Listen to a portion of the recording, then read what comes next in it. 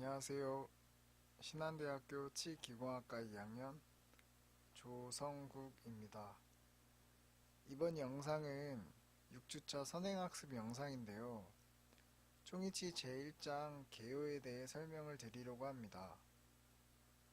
완연한 봄의 날씨임에도 불구하고 최근 비가 내리면서 이른 아침과 저녁에는 제법 쌀쌀해졌는데요.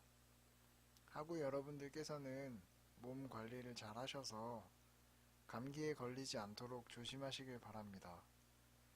저는 갑작스럽게 피로도가 쌓이고 면역력이 떨어져서 감기 몸살로 고생을 하고 있는데요. 이번 주말에는 푹 쉬면서 몸이 회복되기를 기다려야 할 것 같습니다. 이번 슬라이드 이 배경의 템플릿 주제는 꽃인데요. 개인적으로 상당히 마음에 드는 템플릿이라 생각합니다. 배경에 취해 내용이 부실하진 않을까 걱정을 했는데요. 최대한 준비를 했으니 부족한 부분이 있더라도 너그럽게 이해해 주셨으면 좋겠습니다. 총이치란 무엇일까요? 3월 초에 총이치 환자 인터뷰를 하면서 가장 아쉬웠던 부분이 총이치 환자분들에게 보여드릴 만한 짤막한 영상 하나를 준비하지 못한 것이었는데요.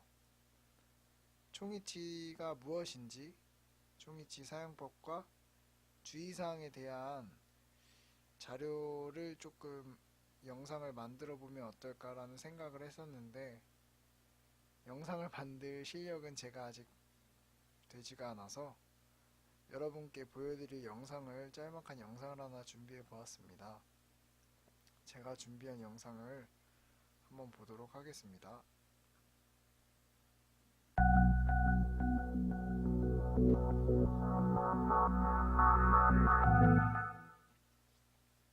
나이를 먹고 잇몸이 약해지거나 치아 외상 혹은 질환으로 인해 치아를 상실했을 경우 틀니나 임플란트로 상실한 치아를 메꿔주는데요.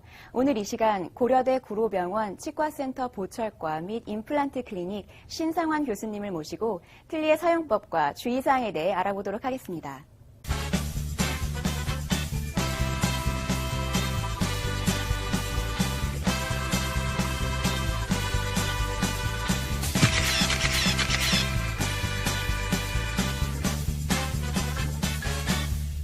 틀니는 우리나라에서만 480만 명 이상, 전체 12%로 아주 많은 사람들이 사용하고 있다고 해요. 그런데 이 틀니는 환자 치아의 상태에 따라서 다른 종류의 틀니를 사용한다고 하는데 틀니에는 어떤 종류가 있나요? 네, 틀니는 크게 치아가 완전히 없을 때 완전 틀니하고 부분 틀니로 나눌 수가 있습니다. 완전 틀니는 치아를 모두 상실했을 때 잇몸 위에 틀니가 얹혀지는 것입니다. 이 경우에는 이 틀니를 오래 착용하게 되면 잇몸이 모양이나 이런 변형이 되기 때문에 또한 계속 뺐다 꼈다 해야 되기 때문에 환자분들이 일상생활에 불편함을 느낄 수 있습니다. 그리고 부분 틀니는 말 그대로 치아가 부분적으로 빠져 있을 경우에 남아있는 치아에 고리를 걸어서 이렇게 유지되는 그런 부분적인 틀니거든요. 이것도 마찬가지로 뺐다 꼈다 하기 때문에 치아에 손상을 줄 수도 있고 환자분이 번거롭게 느낄 수 있겠죠. 만약 치아를 상실했을 경우 틀니나 어떠한 시술도 받지 않고 그대로 방치하면 어떻게 되는 건가요? 네, 치아를 우리가 하나를 상실하는 경우에는 생활에 큰 지장이 없다고 느낄 수도 있는데요. 그렇다고 그걸 그대로 방치했을 경우에는 주위 치아가 빈 공간으로 기울어지고 또 치열이 삐뚤어지고 또 잇몸뼈가 이렇게 흡수되는 여러 가지 문제점을 발생할 수 있습니다. 실제로 치아를 상실한 사람과 치아가 건강한 사람을 이렇게 건강적인 측면에서 큰 차이를 보이는데 치아를 상실한 사람들은 음식물을 씹는 저작 효율이 굉장히 떨어지겠죠. 또 소화 기능이 저하되면서 또 많은 질환을 유발할 수도 있습니다. 또한 치아가 상실된 채로 있게 되면 입 주위의 근육이 수축되거나 변형이 되어서 얼굴의 형태가 변하고 특히 또 어금니가 빠졌을 경우에는 음식을 씹는 생리적인 자극이 뇌에 전달이 되질 않아서 뇌화가 빨리 온다는 그런 학설도 있고 또 치매의 발생 가능성이 굉장히 높아진다고 보고되고 있습니다. 치아를 상실했을 경우 어쩔 수 없이 틀니나 임플란트 시술을 받아야겠지만 자연치가 아니라 보형물을 끼고 생활한다는 게 굉장히 불편할 것 같아요. 적응하는 데 어려움은 없나요? 보통 새로운 틀니가 적응되는 데에는 한 6주에서 한 8주 정도의 시간이 걸립니다. 그 기간 동안에 환자분들이 불편함과 통증을 호소하게 되는데요. 우선 침 분비가 많아지거나 입안이 마르다고 이렇게 호소하는 분들이 있습니다. 또한 틀니와 잇몸이 먼저 닿는 부위는 그리고 또 혹시 얇은 잇몸이 있는 경우에는 잇몸이 헐거나 뺨이 씹힌다고 할 수 있거든요. 그런 경우에 수차례 치과에 방문하여 가지고 조금씩 고쳐서 쓰는 것이 바람직합니다. 그리고 처음에는 음식을 좀 부드러운 것부터 이렇게 단계적으로 단단한 음식을 먹어야 합니다. 너무 단단한 잇몸도 마찬가지로 하루 종일 틀니에 눌려 있었기 때문에 어느 정도 휴식이 필요하겠죠. 이 경우에 틀니가 건조되면은 변형을 초래하기 때문에 찬물이나 세정액에 담가 두시는 것이 좋고요. 또한 부분 틀니를 쓰시는 분들은 굉장히 불편하거나 통증을 느끼실 때 가끔 환자분들이 스스로 틀니를 금속 부위를 구부리거나 어떻게 변형시키는 경우들이 있는데 이거는 굉장히 위험한 방법입니다. 그래서 틀니는 불편한 점을 점점 조절해 나가서 맞추는 거고 또 내 몸의 일부로 만드는 겁니다. 그리고 어떤 원형에서 비틀어진 거는 절대 원상복귀가 되지 않기 때문에 반드시 치과에 방문하셔서 치과 의사와 상의를 하고 적절한 조치를 받는 것이 바람직하다고 할 수 있겠습니다.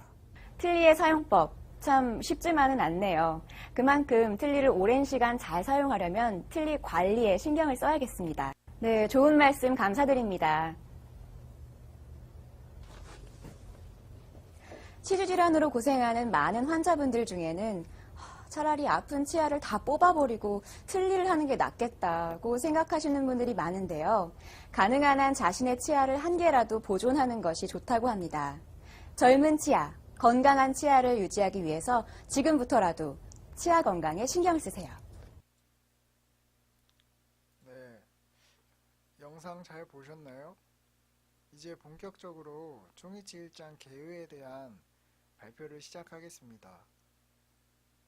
총이치란 상악과 하악 치아의 전부가 상실되었거나 현악에서 자연 치아가 모두 상실되었을 때 제3대구치를 제외한 상실된 치아와 그 주위 조직을 인공물로 대치시킨 가철성 치과 보철물입니다.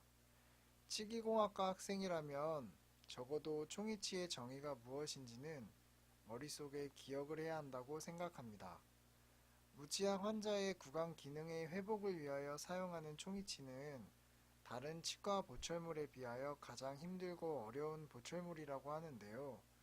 그렇다면 왜 총이치는 다른 치과 보철물에 비하여 가장 힘들고 어려운 보철물일까요?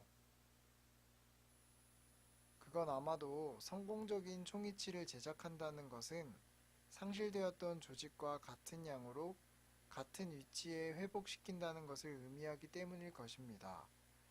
총이치는 앞골에서 의치를 지지하고 있는 조직 형태의 변화량과 위치에 의해 설계가 진행되는데요.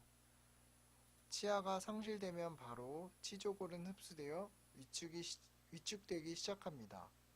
화면에 보이시는 사진을 보시면 치조골이 어디인지 확인하실 수 있습니다. 치조골의 흡수 정도는 개인차가 있을 뿐만 아니라 부위별로 다르기 때문에 상실된 치아와 흡수된 치조골 부위를 정확하게 추정하기란 매우 어렵습니다. 또한 사전 발치 기록이 없는 경우 이러한 양과 위치를 정확하게 추정하기란 매우 어렵기 때문에 총이치 제작에 어려움이 생기는 것이라 할 수 있습니다. 그리고 총이치는 고정이 확실한 치아에서 유지와 지지를 얻는 고정성 치과 보철물과는 다르게 치조골을 덮고 있는 점막과 그 주위 조직으로부터 유지와 지지를 얻습니다. 따라서 의치의 안정성과 기능 회복, 저작 기능 면에서 매우 불리하다고 할 수 있습니다. 다음은 총이치의 효과적인 기능을 위한 요소들에 대해 말씀을 드리겠습니다. 저는 앞서 총이치는 다른 치과 보철물에 비하여 가장 힘들고 어려운 보철물이라고 했는데요. 총이치는 가장 힘들고 어려운 보철물이면서 동시에 고정성 치과 보철물과는 달리 안정성이 결여된 치과 보철물입니다. 왜냐하면 총이치는 고정이 확실한 치아에서 유지와 지지를 얻는 것이 아니라 점막과 그 주위 조직으로부터 유지와 지지를 얻기 때문입니다. 그러한 점 때문에 의치의 안정성과 기능 회복, 그리고 저작 기능 면에선 매우 불리하다고 할 수 있습니다. 이러한 점을 토대로 저는 총이치의 효과적인 기능을 위한 요소들을 세 가지로 정리해 보았습니다. 첫째, 서포트, 지지입니다. 둘째, 리텐션, 유지입니다. 셋째, 스테빌러티, 안정입니다. 첫째, 그 지지란 의치에 가해진 저장력에 대해 저항하는 현상을 의미하는 것으로 의치가 놓이는 토대가 됩니다. 총이치는 점막으로 덮인 뼈에 의해서 지지를 얻을 수 있습니다. 이 아베올라 무코사, 이 아베올라 본이 지금 점막으로 덮인 뼈에 의해서 지지를 얻을 수 있다는 그 말을 들으시고 이 사진을 좀 이해하시면 좋을 것 같습니다. 두 번째, 유지란 의치에 있어서 중력이나 음식물의 접착력 또는 개구할 때 작용하는 힘에 대해 의치가 이탈되지 않으려고 저항하는 현상을 말합니다. 총이치의 유지는 특별한 유지장치에 의해서 얻는 것이 아니고 의치와 구강 조직 또는 타액 간에 이루어지는 물리적 요소와 의치의 주변에 있는 근육의 주행과 작용, 치조골의 형태 및 점막 상태에 따른 해부학적인 요소, 그리고 교합 등에 의해서 영향을 받게 됩니다. 저는 의치의 유지 요소를 물리적 요소와 해부학적 요소로 나눠서 설명을 드리도록 할 건데요. 먼저 물리적 요소에 대해 설명을 하겠습니다. 물리적 요소에는 7가지가 있는데요. 1번부터 순차적으로 설명을 드리도록 하겠습니다. 1번은 응착력, 점착력이라는 것입니다. 응착력이란 다른 분자끼리 끌어당기는 물리적인 힘으로 타액과 의치상 또는 타액과 점막 사이에 나타나는 것입니다. 응착력을 효과적으로 얻으려면 접촉면 간의 간격이 작거나 균등하게 접촉을 해야 합니다. 그리고 접촉 면적이 넓을 경우 픽의 기간이 길수록 응착력은 커지게 됩니다. 두 번째는 응집력입니다. 응집력이란 같은 분자끼리 끌어 잡아당기는 물리적인 힘으로 의치상과 점막 사이에 끼어있는 타액층에서 나타나게 되는 것입니다. 타액의 표면 장력이 크거나 타액의 점성이 높고 타액층이 얇을 경우에 응집력은 커지게 됩니다. 세 번째는 표면 장력입니다. 액체의 표면에는 될 수 있는 한 표면적을 작게 하려는 힘이 작용하는데요. 이때 의치상과 구강 조직 사이에 얇고 균일한 타액이 끼어들면 서로 떨어지지 않으려는 힘이 작용을 하게 됩니다. 이 힘을 액체의 표면적을 작게 하려는 힘이라고 이해하시면 좋겠습니다. 제가 표면 장력의 위의 사진을 보여드리는 이유가 있는데요. 이것은 바로 1학년 때 배운 표면 장력과 접촉각의 관계 때문이었습니다. 혹시 친수성이나 소수성이라는 말 기억나시나요? 1학년 재료학 때 배운 것인데 너무 오래전 일이라 기억이 나지 않을 수도 있습니다. 저는 1학년 때 배웠던 알지네이트 인상제에서 친수성 실험을 했던 기억 때문에 이 사진을 등록하게 되었습니다. 다음은 모세관 인력입니다. 모세관 인력이란 액체 속에 모세관을 넣었을 때 모세관 내의 액면이 외부의 표면보다 높거나 낮아지는 현상을 말하는데요.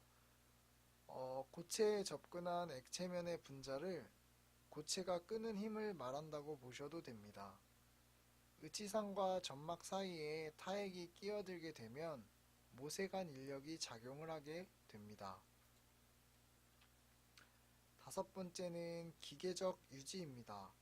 기계적 유지는 치조제의 첨화, 즉 함몰 부위를 적절히 이용하면 부가적인 유지를 얻을 수 있다는 것인데요.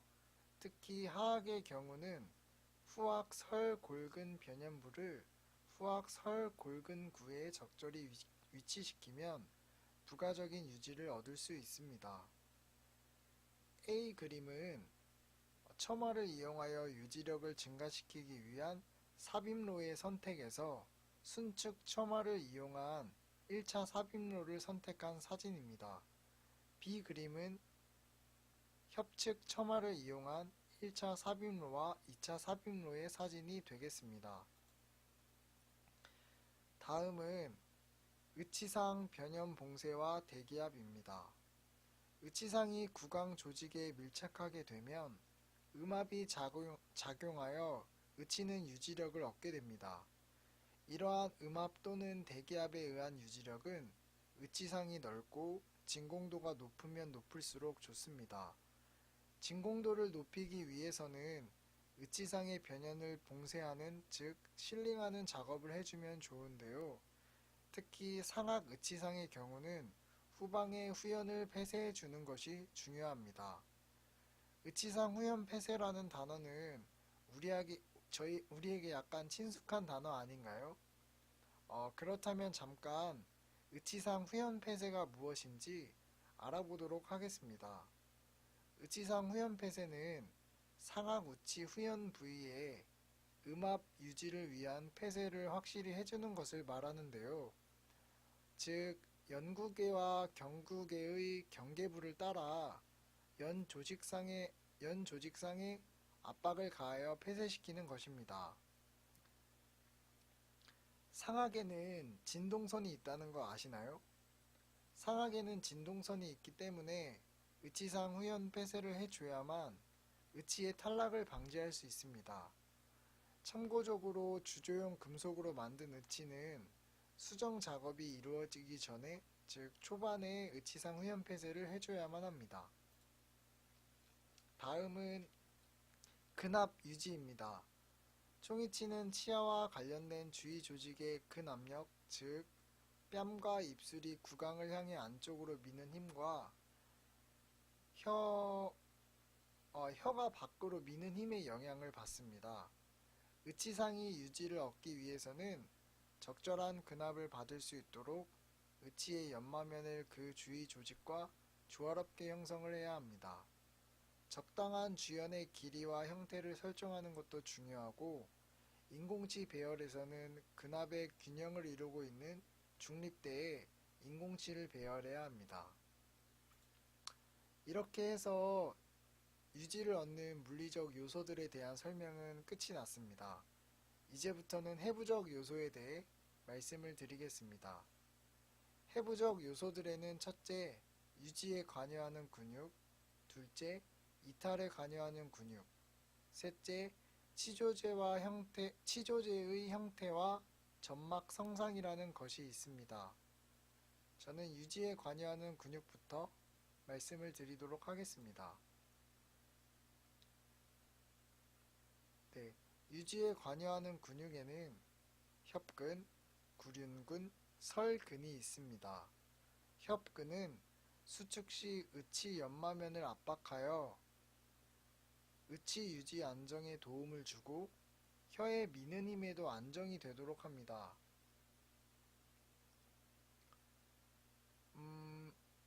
저 같은 경우는 혀에 미는 힘 때문에 막 하악 그 중절치가 조금 이렇게 앞으로 나왔었던 것 같은데요. 교정을 통해서 다시 이렇게 정상 교합이 되었던 것 같습니다. 구륜근은 혀가 밖으로 미는 힘에 대해 균형을 맞추고 설근은 뺨과 구순이 안으로 미는 힘에 대해 균형압을 유지하게끔 합니다. 다음은 이탈에 관여하는 근육입니다. 이탈에 관여하는 근육에는 교근, 이설골근, 내측익돌근, 악설골근 등이 있습니다. 발음이 참 어려운데요. 교근은 교근이 수축을 하게 되면 하악 의치상 후연부를 밀어내어 의치를 전방으로 이탈을 시키게 됩니다. 이설골근과 악설골근은 구광절을 구성하고 있는데요. 그 이설골근과 악설골근이 수축을 하게 되면 구광절을 들어 올려 하악 의치를 밀어 이탈을 시키게 됩니다. 내측익 돌근도 수축을 하게 되면 하악 의치를 전방으로 이동시켜 이탈을 시키게 됩니다. 다음은 치조제의 형태와 점막 성상입니다. 저는 앞서 치아가 상실되면 바로 치조골은 흡수되어 위축이 되기 시작하는데 치조골의 흡수 정도는 개인차가 있기 때문에 또는 개인차가 있을 뿐만 아니라 부위별로 다르기 때문에 상실된 치아와 흡수된 치조골 부위를 정확하게 추정하는 것은 어렵다고 말씀을 드렸습니다. 이와 같은 이유 때문에 총이치 제작에 어려움이 따른다고도 했고요. 네, 이러한 맥락에서 볼 때 의치의 유지는 치조골의 흡수가 적을수록 유리합니다. 치조골의 높이가 높으면 높을수록 수평적 이동에 저항할 수 있기 때문에 기능적인 안정감을 얻을 수 있고요.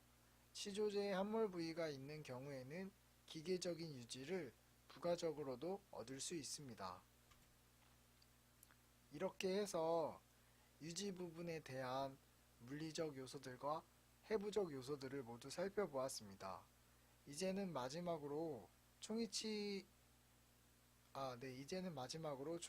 효과적인 기능을 위한 요소 세 번째, 안정에 대해 말씀을 드리겠습니다. 총이치는 다른 고정성 치과 보철물에 비해 안정성이 떨어지는 보철물이기 때문에 의치의 안정성에 역점을 두고 제작하는 것이 무엇보다 중요하다고 할 수 있는데요. 그렇다면 이 스테이빌러티, 안정이란 무엇일까요? 네, 안정이란 어떤 힘이 작용했을 때 동요되거나 위치의 변화 없이 고유의 위치에 있으려는 성질을 말하는데요. 안정의 필수적인 요소로는 균형과 교합 균형이 있습니다. 이 왼쪽 사진은 근균형을 표시한 사진이고요. 네, 근육의 균형이죠. 오른쪽 사진은 교합 균형을 표시한 사진입니다. 근균형이란 치아 접촉과는 무관하지만 구강의 기능 운동 시 혀, 입술, 뺨의 근력에 의해 의치가 탈락하지 않도록 평형 상태를 유지하는 것을 말합니다. 근균형을 위해서는 의치상의 연마면과 변연부를 주위 조직의 운동과 조화롭게 형성하는 것이 매우 중요합니다. 두 번째, 이 교합균형이란 상악과 하악의 치아의 교합 접촉이 균형을 이루는 것을 말합니다. 교합균형 또는 균형교합에 대해 알기 위해선 크리스텐슨 페노메논에 대해 알아야 하는데요. 크리스텐슨 페노메논이라는 것 혹시 기억하시나요? 크리스텐슨 페노메논이란 자연치에서 발생하는 현상인데 하악이 운동을 할 때 전치부는 닫지만 구치부는 뜨는 현상을 말합니다. 이러한 현상은 총이치 교합에서 상당히 중요한 의미를 지니고 있고 이 현상 때문에 총이치는 탈락을 하게 됩니다. 따라서 총이치 교합을 가지고 연구한 사람들은 탈락을 방지하기 위해서 상당히 많은 공부를 했었는데요. 이 현상을 방지하기 위해서 교합 균형 또는 균형 교합이라는 것은 총이치를 제작할 때 기본적으로 갖춰야 할 교합이 되었습니다. 즉 어떤 종류 균형 교합이란 어떤 종류의 하악골 운동에서도 균형측과 작업측, 즉 모든 치아가 접촉할 수 있도록 만들어주는 교합입니다. 이 세 장의 사진이 균형 교합에 대한 설명이라고 보시면 되는데요. 네. 그러니까 상악은 고정되고 하악이 이렇게 운동을 하게 되는데, 어떠한 운동을 해도 자연치에서는 전치부가 닿으면 구치부는 뜨게 됩니다. 그런데 총이치에서도 그렇게 교합 접촉을 만들어 주게 되면 가뜩이나 유지를 얻기도 힘든데 이제 탈락을 하게 되는 거죠. 예. 그래서 그 양측성 균형 교합을 해주는 것이 상당히 중요하고, 그것을 해주기 위해서는 조절 만곡이라는 것을 해줍니다. 이것은 아마 1학년 때 용어 시간에 배웠던 내용이라 생각이 되는데요. 그런데 이렇게 양측성 균형 교합을 이루고 있어도 일단 음식물이 상악과 하악 인공치아에 이제 게재되면 음식물이 없는 반대측은 떨어지게 됩니다. 왜냐하면 공간이 생기게 되니까요. 이때 발생하는 힘을 전복력이라고 하는데요. 작업측을 축으로 한 의치의 전복력은 피할 수 없는 현상이라고 합니다.